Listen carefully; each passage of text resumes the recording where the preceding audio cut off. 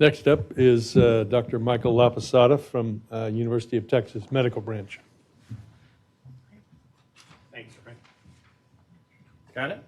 Yep. Well, I'm delighted to be here. Thank you.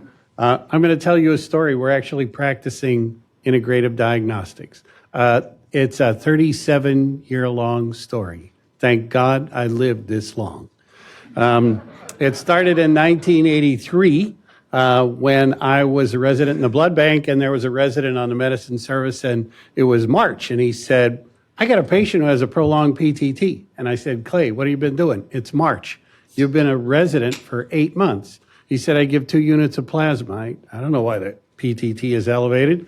I said, so if this is a kid who has factor 12 deficiency and he's not going to bleed, you're going to give him 2 units of plasma. He said, yeah. I said, you realize that 1 out of 20 bags in our blood bank right now is going to give people something called AIDS, who knew it was a virus, but we know it was in the blood products. You're going to kill 1 out of 20 people. How about that 9-year-old with the tonsillectomy? And you're going to give him 2 units of plasma. Well, that made me realize I had a real job. And so I'm going to follow that story for you. This is my conflict of interest. We have a company that hasn't done anything yet, but it's registered in Texas. So in 1950, if you took a look at the amount of knowledge that was available, it was a small circle that's blue. And the part in red is what the doctors knew. And if you're a really good doctor, you would be able to cover most of the blue. I mean, how did you diagnose cystic fibrosis in 1950? You get a salty kiss, right? That's all, that was your lab test. Now we have 2,000 mutations in 6 different kinds of cystic fibrosis, all treated differently. And there is no way that you can know most of it. Even the best ones are really kind of a little red dot in the middle. So the question is, how do you get all these people taken care of? Now, I can tell you that if I had a CAT scan of my chest, I do not want it to go to my PCP and have her read it, nor do I want her to read my prostate biopsy and just call up the radiologist and the pathologist and say, I got this, don't worry. So really, we have people who were trained all these years and looked at thousands and thousands of images. They're the ones who are supposed to do it, right? But what about lab tests? Oh my, so I did my pharmacogenomics, and I know what my mutations are, and I happen to have 7. I happen to know I'm not supposed to take ibuprofen in full dose, and I took it for back pain for a long time, and my GFR is 58, doggone it. And the fact is that that happens all the time. So the reality is that it's all this confusing stuff. She doesn't know what CYP2C9 star 2 is. So that's not because she's not smart. It's just that we decided that you should be able to interpret all the lab tests by yourself, even if there are 10,000 plus tests. So I got to sit on the National Academy Committee for Diagnostic Error, and it was remarkable how many people die, somewhere around 60,000 a year, because we could have made a diagnosis, but the person on the other end said, I don't know, let me just guess. And what has happened along the way, as we tell this story that started in 1983, is there were a lot of obstacles to building up what we wanted to do, and that was to interpret these coagulation tests. That was the beginning of it all. And so as we started trying to interpret the coagulation tests, people said, you're not giving us the answer fast enough. Well, I got to say, we are very excited about these sorts of things with deep learning. What, better than the pathologist? Maybe it's a pathologist and the instrument that gets us below the red line and says, wow, that's phenomenal. Because now we're going to speed up things. We're going to be able to say, whoa, okay, you are bleeding. I got your whole story in a day. And that is a remarkable thing. We are now looking, when you consider all the single gene disorders that exist, that we can diagnose in a day with a whole exome sequence. We're talking about saving the lives of thousands of children, half of whom we can diagnose by actually looking at what gene is affected. Who would have thought we could do things fast? So we have optimized this over the years. From the initiation, it took 11 years to build the first expert team in coag. That was at the Mass General in '95. And so over the next 25 years, it was optimized. This is one of the things. We've gone faster. The other thing that made people not want to do it is you didn't get paid for it. So I ran the labs at the Mass General. I got a salary for being the lab director. I didn't get paid by how many people I reviewed a coagulation workup for. I've done more than 50,000, but I helped to write the codes. That was about 3 or 4 years worth, where now you can get paid even when somebody calls you up for anything in a curbside. So there are codes that have been created. We're using them now, and it's changed the revenue for a pathology department.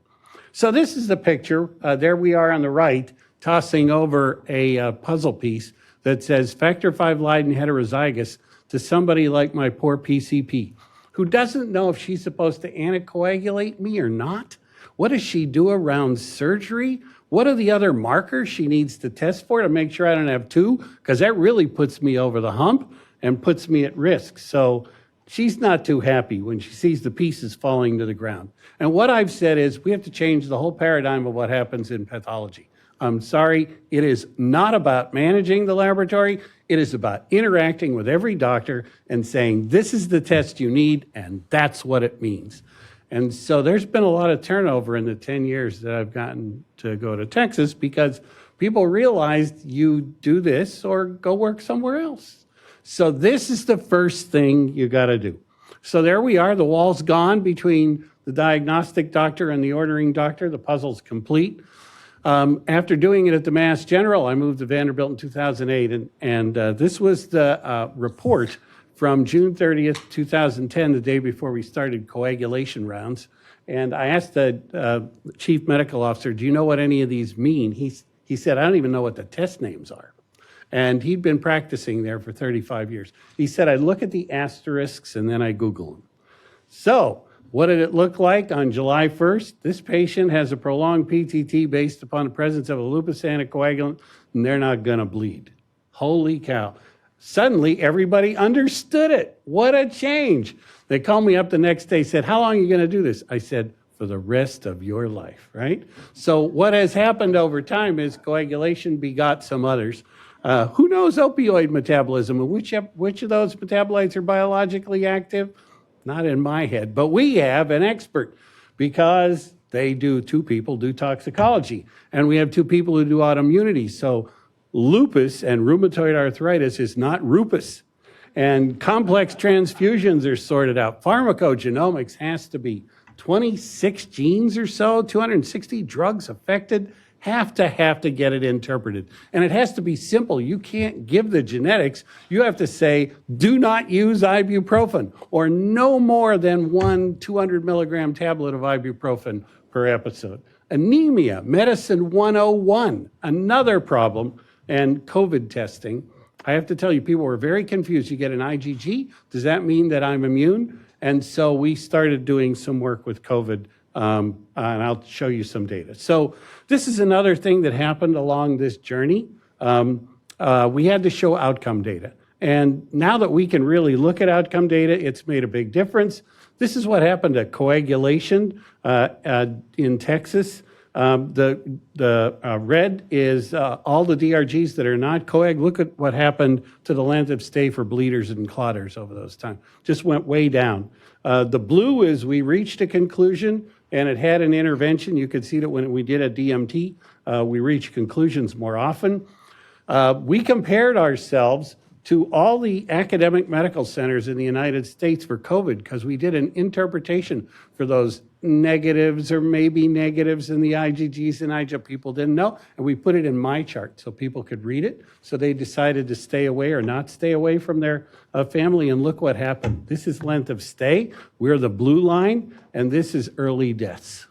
It was a remarkable impact with COVID. I will also tell you it was a professional feat. We made $10 million in the pathology department, which out-earned surgical pathology just interpreting the COVID testing. So the goals of a DMT: shorten the time to diagnosis, increase the accuracy, and optimize tests. Our plan is to create a national DMT so that somebody in No Trees, Texas can press a button and say, I don't know why, but there's a family history and they bleed. And we will say, von Willebrand panel, these are the 4 tests, get a PT and a PTT and a platelet count, and if any of those are abnormal, call us back. And all the answers go through the local doctor. And we provide the answers, and there's a good outcome wherever it is. So no more is it order this test, see the result, order this test, see the result. You just tell us, just say, here's what I need you to do. And we'll take radiology, purple, anatomic path, red, blue, clinical path, and black history and physical exam. So here's how integrative diagnostic works in our place. So the clinician first sees that the patient's short of breath and hasn't had it before and gets a family history and sees that the mother has this and left leg swollen. It goes to coag rounds. The coag expert team, diagnostic management team, takes a look at the rest. Those two radiology pieces are key. But the coag DMT figures out why, and it says, what? Protein C is low? And not only that, the GFR is low, so I have to pick a different anticoagulant than one of the new ones, like Xarelto or Eliquis. So they get put on warfarin. The trouble is, every time they get a warfarin tablet, the INR goes wacko, and it's up at 7 and 10.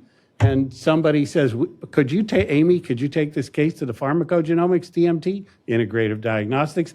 They do the testing. They tell us what the dose should be for the Coumadin piece. And we figured out exactly what it was.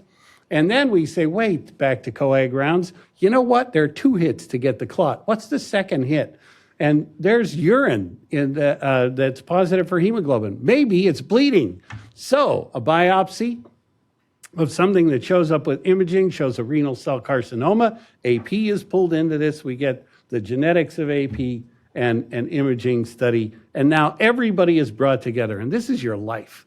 These are your puzzles. So somebody has a DVT and a PE, it was a renal cell carcinoma, puzzle put together, COVID infection, maybe they recurred, back pain, and ultimately you get a puzzle that says why you died.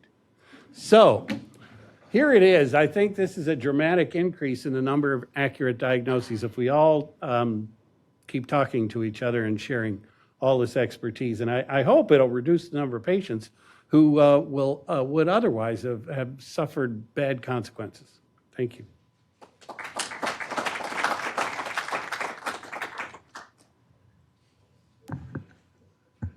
Dr. Laposata, I'd say your energetic talk was just a ticket for our postprandial lull here. So thank you very much.